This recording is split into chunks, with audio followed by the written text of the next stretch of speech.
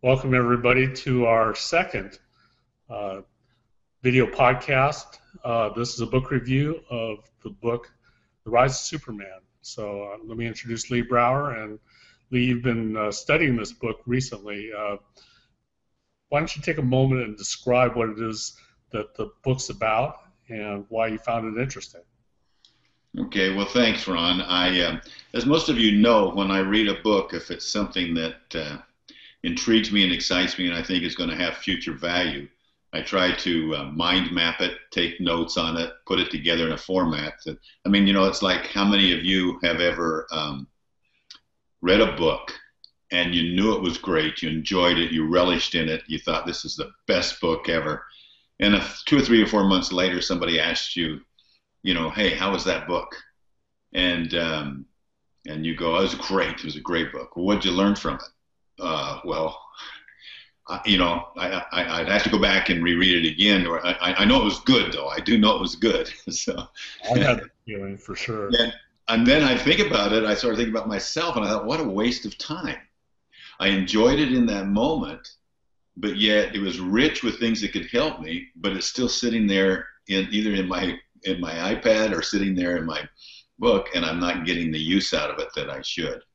And so I've determined that it's important to study. And for the last several years, I've kind of done different variations of how to make a book review or a book report or to mind map it, but to have it someplace that I can return to it and think about it frequently and kind of build on it. So I appreciate being able to share with you some of the insights. This I do know, that whatever insights I have now are going to just get better as we continue to use the concepts that were in this book. So let's talk about the Rise of Superman for just a second. I think that in the Rise of Superman, what Steven Kotler does, who Steven Kotler was a co-author with Peter Diamandis in the book Abundance. And so I didn't know what to expect when I saw that he was the author of The Rise of Superman. And it took me almost clear to the end of the book to realize the relationship between abundance and the rise of Superman. But it became, ever so apparent. But it's all about flow, and flow is a conscious state of mind that when you're in it, you feel your very best and you are performing at your very best. And so we've all been in those states of flow, I believe. It may have been created by a crisis. It could have been created by many other elements that come along. Like I know that for me, there's times when I've given a speech and I've just really, everything just zeroed in to where I was staying focused on one thing and everything else fell off the cliff. And I was able to stay seriously focused on that one thing, and all of my resources, all my energy, everything was, and I felt elated, I felt high, I felt clear. And that flow, you think of flow, just think of flow in it, but then you have that, what is called the flow channel is what they refer to it, that flow channel. So in my notes, I have little things like this, and right in the middle of it, I've got the flow channel. And that flow channel is the space of where you really are. When you talk about your best actions and your best decisions, they arise from one experience or one set of action to the next action. So when you're in flow, one action allows you to make a great decision that moves to the next action, or to make a great decision that moves to the next decision, to the next decision, to the next decision. And so this was Kotler's attempt at trying to introduce us to flow and what flow is all about. The book itself is based on a series of stories about extreme sports athletes, and I know you have a long and rich background in sports. I wondered if what your thoughts were about, as you were reading the book, about some of the stories that he told of, for instance, Laird Hamilton, the big wave surfer, or Alex Honnold, the free climber. Those I thought were pretty interesting, very entertaining stories, and there are many more. Well, there's two aspects to this book, Ron, and one aspect is that it's just dang entertaining to read about all these stories. There's actually athletes that after reading it, I'm ashamed to say I'd never heard of. But the extreme athletes, these are athletes that put their lives on the line. I mean, when Laird Hamilton is surfing a 100-foot wave, nobody in the world ever thought that was even possible. And he had to make decisions in the moment, which hand to stick in the wave. It was counterintuitive to anybody that was doing it, but he in the moment, his mind is just firing. There's absolutely nothing. Time stops basically for him. It expands. You know, they have this expansion theory of time. So it expands in the moment to where he's critically making all of these decisions at the same moment.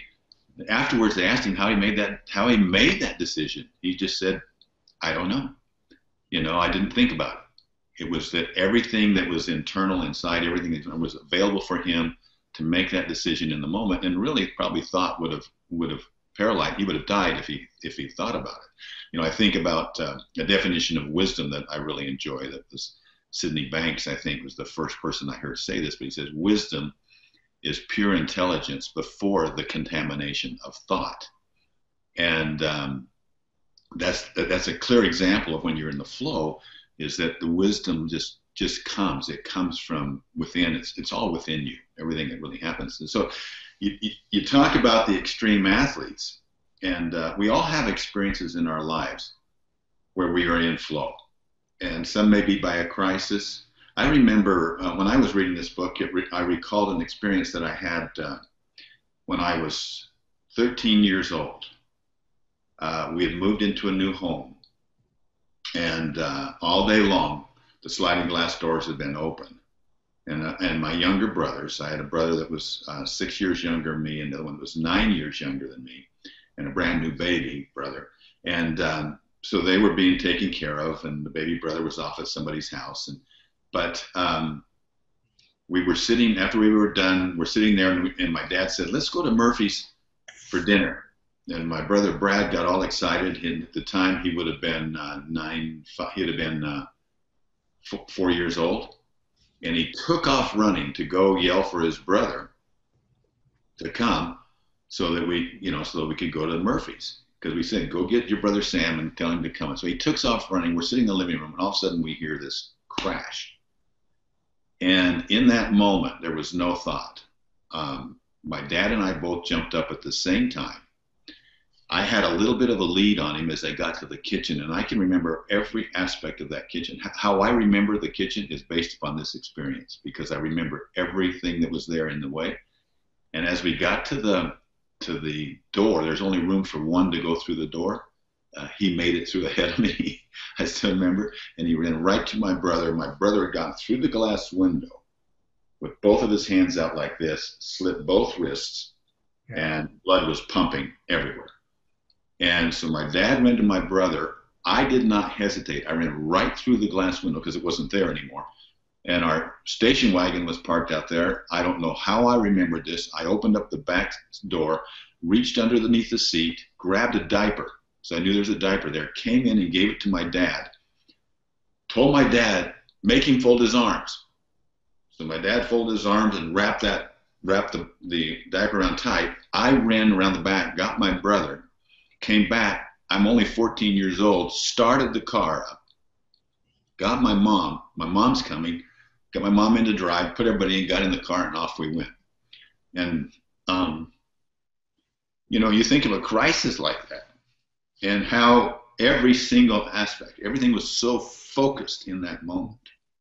To me, that was a great example of being in flow, brought on by a crisis, but knowing I had the capability and just allowing yourself to be freed up to be able to handle it. Wow, that's an amazing story. It's an amazing story.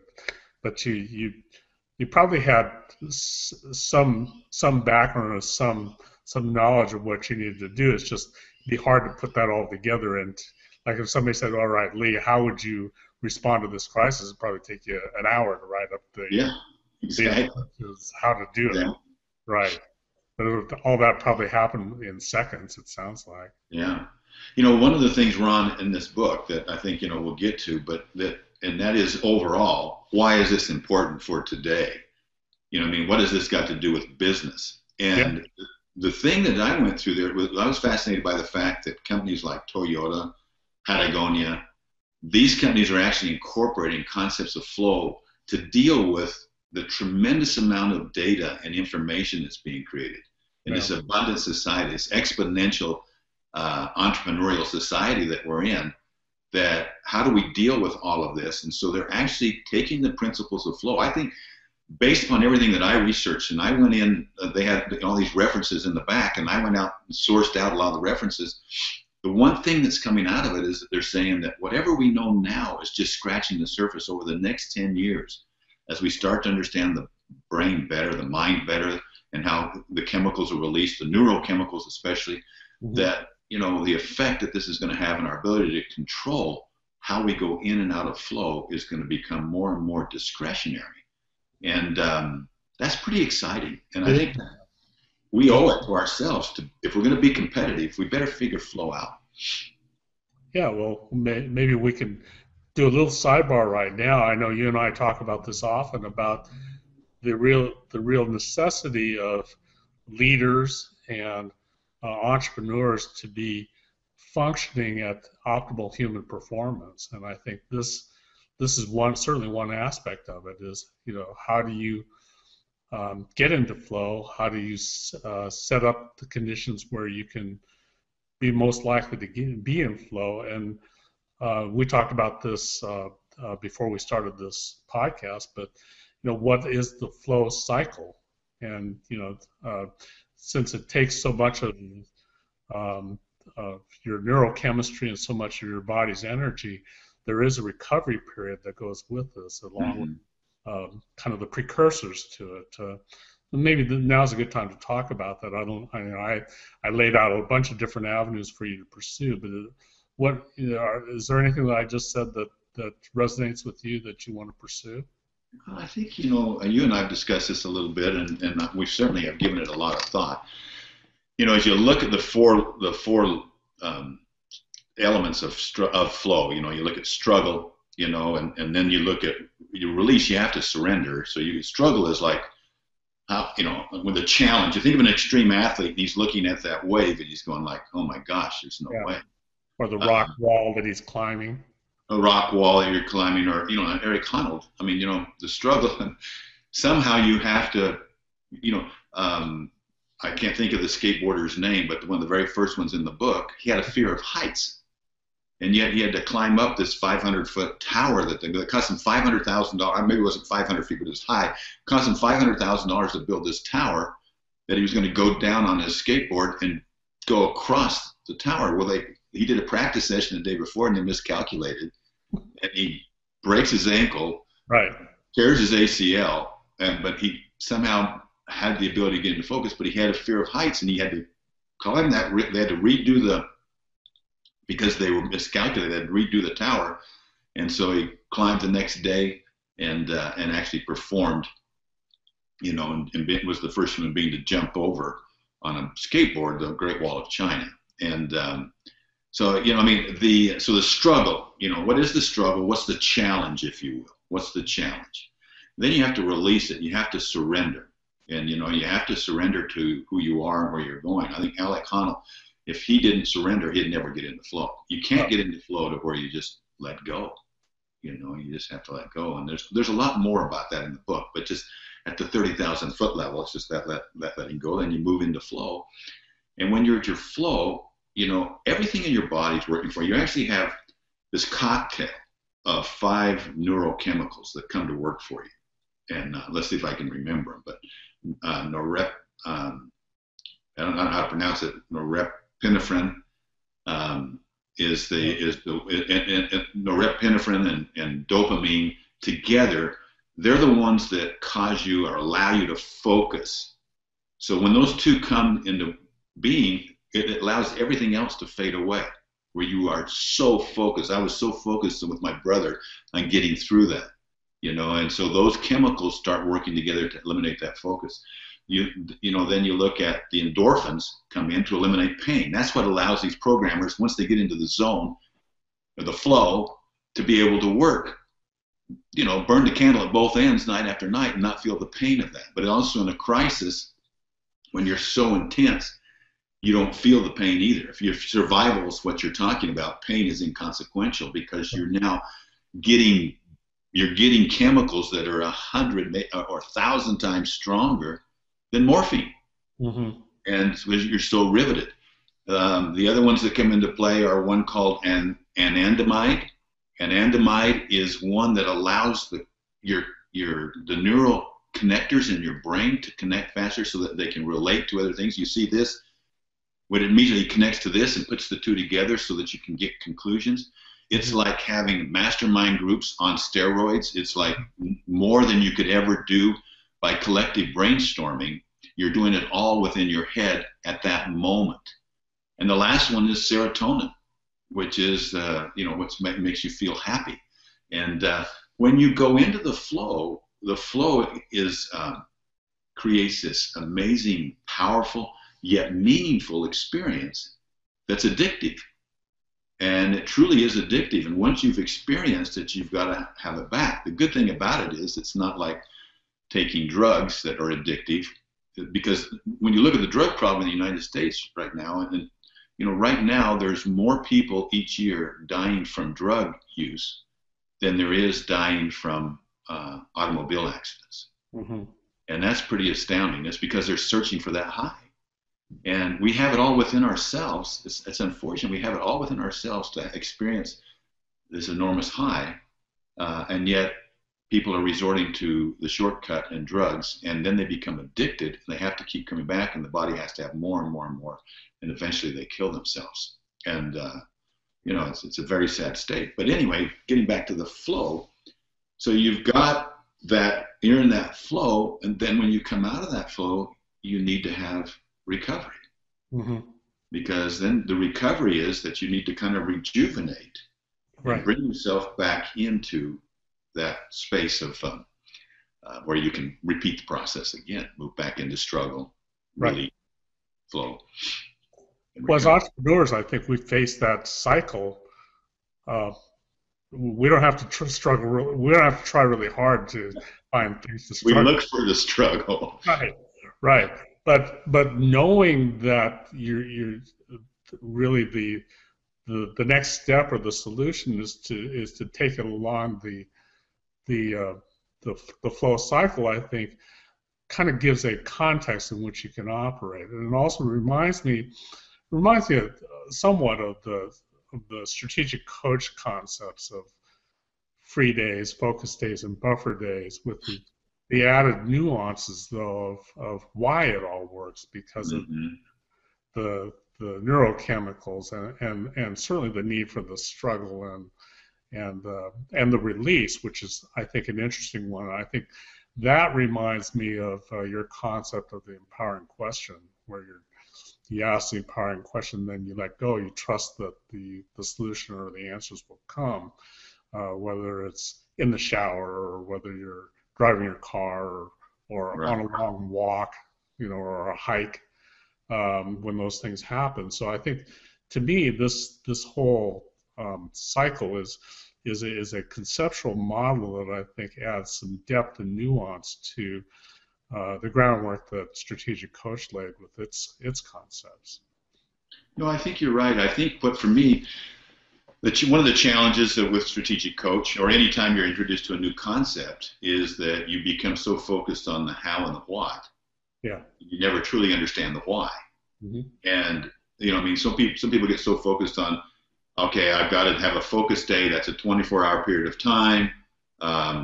I have to stay focused on those activities that are going to generate the greatest results for me, and it's in my calendar, so therefore I've got to have it. Yeah. And unfortunately, that's that doesn't answer the why. I think we get so concerned on the how and the what that rejuvenation is the why. For a free day, you want to be able to take off that time. It's that recovery time. It's that rejuvenation that allows us to become creative. It's not necessarily whether it's 24 hours or 23 hours. If we become so focused in on the what and the how, we lose the benefit of the why. Right. And it's just the sequence of things, and making sure that all the elements are in the right sequence.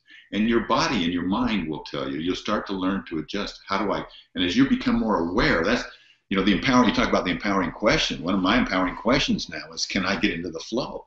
Mm-hmm. Can I get into the flow? If I'm in, what elements are necessary in order for me to be in the flow? Because I see the tremendous benefit of having that power. There's a study, I think it was done by McKinsey. I have it right here. It was a 10-year study, and they determined that when the team was working in the flow, they were 5 times more productive.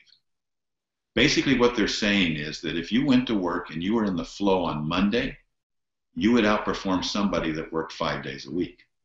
I can believe that. And so if we as a company were in the flow, 15 to 20% increase, if we could figure out how to increase our being in the flow, where we truly used all the elements of flow and brought it together, we would double our performance easily. Just a 15 to 20% increase in the time that we're actually in the flow. Mm-hmm. Well, that's interesting. That's an interesting comment. You and I have not talked about this, but you'll recall one of our colleagues that we used to work with used to talk about the theory of initial conditions. Mm-hmm. Remember that? Oh, yeah. And part of this reminds me of that is, if we could establish the initial conditions that were conducive to building flow, and then add to that the business family coach with all of its techniques and its ability to follow through and to hold people accountable, we might be able to work with some of these groups in a way that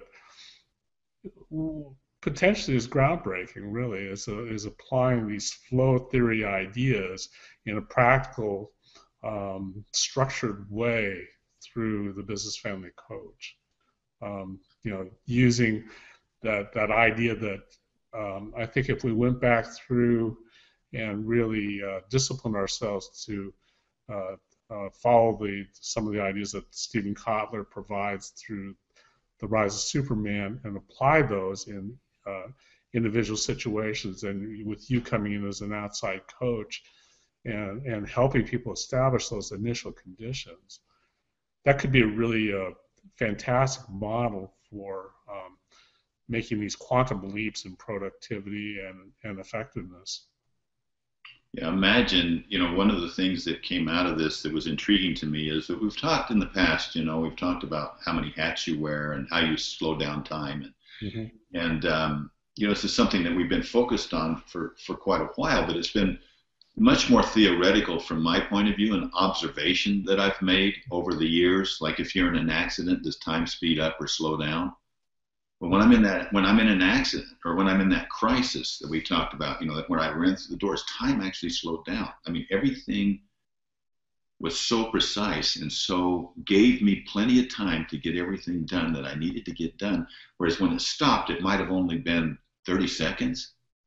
But when you look at everything that was accomplished in that, you have this expanded time.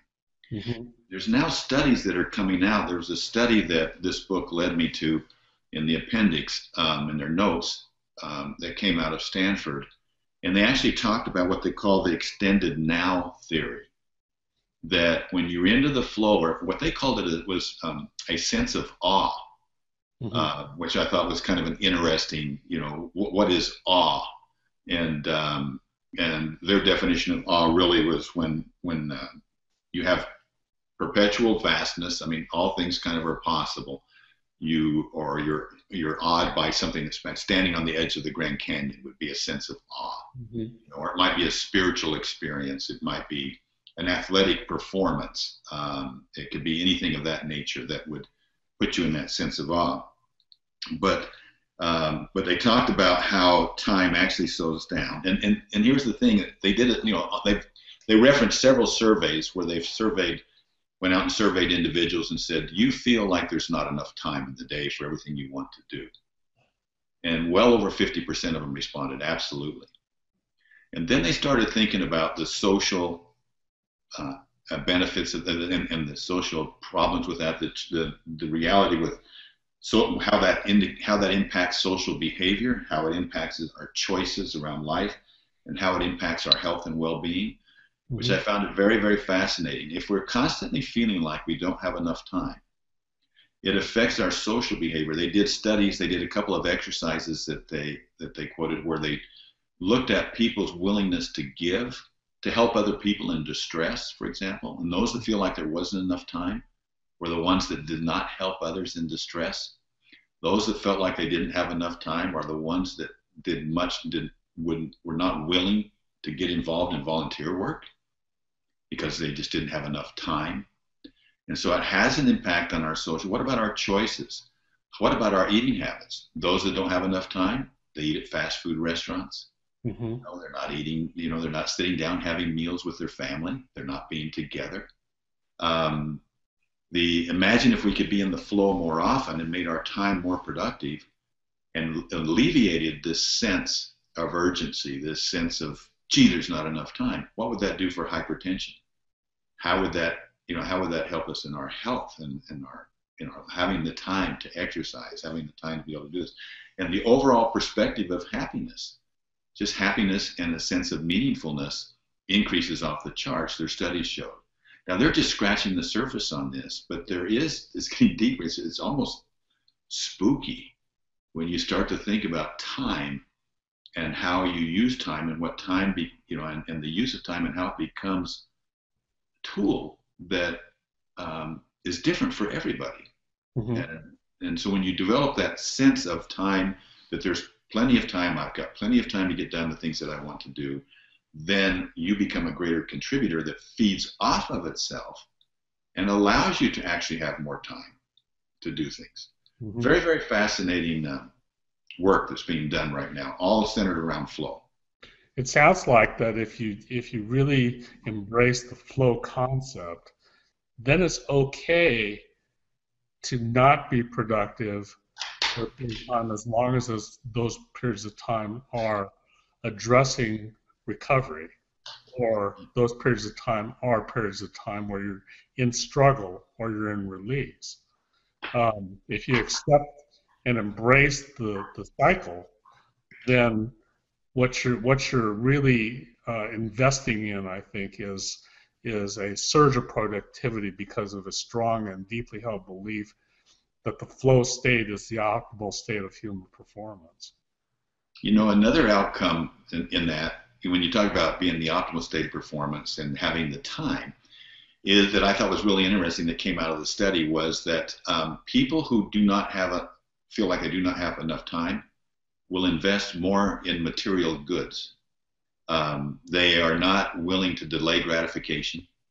And it's kind of an interesting, and those that do feel like they have a sense of time will invest more in experiences, or the experiences are ones that they can really truly learn from. And it's kind of an interesting. So corollary of that would be that if you follow your model of true wealth, then one of the secrets of true wealth would be to embrace and invest in the flow state. Yes. Yeah, very much. To the extent that you could achieve flow states, it would liberate you to be receptive to and embrace a broader sense of true wealth. Whereas if you're in depletion so much of the time and you're not operating that flow state, then as you said, that correlates with acquiring material things or short-term kind of gratification. I just really relish in the fact that I think one of our unique abilities is when you have a vision of something, like we've had this vision of empowered wealth for about 20 years now, and it started out with this one little tiny idea, a theory that we started acting upon, and as you acted more on that theory, you get more facts, and you validate that, and it brings it back in and expands the theory a little bit bigger. Then as you apply that, you go out and from someplace like a book like The Rise of Superman, we're out here someplace, but you bring it in that really just expands and amplifies and supports and aids and will help and it will accelerate empowering families and not only families but entrepreneurial families that own businesses that are family enterprises that are growing and multi-generationally expanding, we're starting to now answer some of the questions that we've had for years. And we're still just scratching the surface, but how exciting is that? How powerful is that? If we can get these down into tools that we can take control of and start implementing them in our personal lives, our family lives, and our business lives in such a way that this greatest commodity of all, time, our time, our tears, time, energy, attention, resources, but the time, the lead point of that actually becomes something that we control. We use it as a tool to be able to focus on those things that are essential to us, those things that matter most to us, and stop making the things that matter least more important than the things that matter most. It's very exciting. Mm-hmm. Well, that seems to me to be a great place for us to pause. This will be the completion of the public portion of our podcast. And when we pick up again for members of Empowered Wealth Connect, we'll go into a few other things, a few other thoughts and observations that we might have about this book, The Rise of Superman. So thank you very much, everyone, for being with us for this portion of the podcast.